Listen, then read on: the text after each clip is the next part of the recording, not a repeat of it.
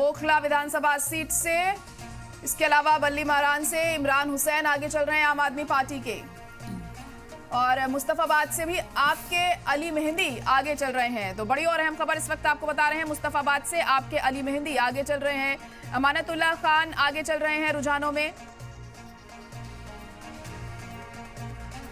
और अगर ओवरऑल हम बात करें तो बीजेपी 24 सीटों पर आगे बढ़ती हुई दिखाई दे रही है और आम आदमी पार्टी 19 सीटों पर आगे चल रही है। ग्राफिक्स के जरिए भी आप समझ सकते हैं कि कौन सी पार्टी कितनी सीटों पर आगे चल रही है। कांग्रेस अभी 1 सीट पर आगे निकलती हुई दिखाई दे रही है।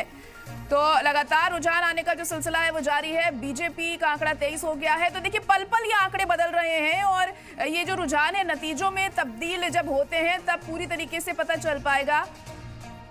और एक बड़ी खबर आपको बता दें, बड़ा अपडेट सामने आ रहा है कि कालका जी से आतिशी अब आगे निकलती हुई दिखाई दे रही है। थोड़े वक्त पहले हम देख रहे थे वो पीछे थी, लेकिन अब ये खबर सामने आ रही है कि वो रुझानों में आगे बढ़ती हुई दिखाई दे रही हैं। तो कालका जी से आतिशी आगे बढ़ती हुई नजर आ रही है।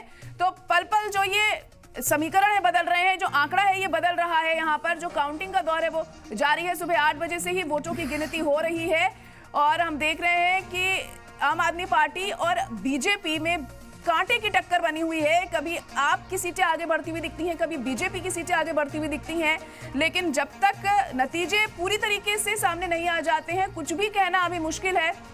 और हम आपको लगातार बता भी रही हैं कि किस सीट से कौन कौन आगे चल रहा है। पल पल की अपडेट सारी जानकारी हम आपको मुहैया करा रहे हैं। और दिल्ली के दंगल में इस बार कौन जीत हासिल करेगा ये बहुत अहम हो जाता है, बहुत खास हो जाता है, क्योंकि इस बार बहुत कुछ बदलाव हम देख रहे हैं दिल्ली में और लोगों ने क्या सोचकर इस बार वोट दिया है ये बहुत अहम है।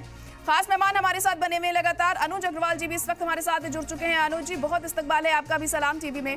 और आपसे भी मैं यही जानना चाहूंगी कि इस बार जो रुझान आ रहे हैं आप उन्हें किस तरह से देख रहे हैं। हमने देखा पिछली बार महज 8 सीटों पर बीजेपी सिमट गई थी, लेकिन अभी देखिए रुझानों में ही 20-23 सीटें आगे उन पर बढ़ती हुई वो दिखाई दे रही है। आपको क्या लग रहा है कि इस बदलाव के पीछे क्या बड़ी वजह है? लोगों का भरोसा बीजेपी पर आ रहा है, क्योंकि देखिए 27 साल से बीजेपी सत्ता में नहीं है दिल्ली में, और अब अगर बीजेपी आती है तो क्या लोग कुछ बदलाव की उम्मीद रख रहे हैं? बिल्कुल जायरा जी, ये एक बहुत बड़ा बदलाव है। अगर हम देखा जाए तो पिछले 10 सालों में आम आदमी पार्टी की सरकार रही है और परफॉर्मेंस एक सबसे बड़ा इशू होता है। देखिए आप फ्रीबीज कितनी बांटें, लेकिन परफॉर्मेंस आपको ग्राउंड पर दिखानी पड़ेगी और कहीं ना कहीं अपने दूसरे कार्यकाल में आम आदमी पार्टी इसमें असफल रही है।